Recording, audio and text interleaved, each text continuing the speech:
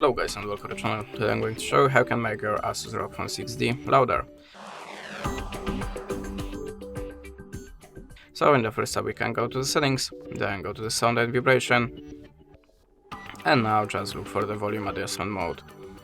Now just tap on the ASUS optimizer and your phone should be louder.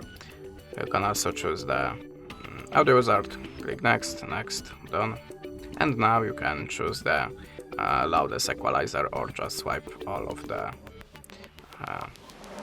sliders to the app. That was the first method. Now the second one, go to the Play Store and look for the volume booster app.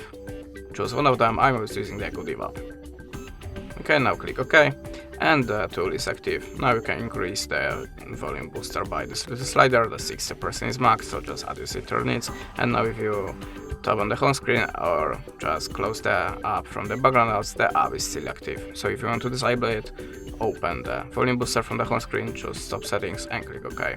And now the volume booster is activated, and that's it. Thanks for watching, leave us a subscribe, a comment, and goodbye.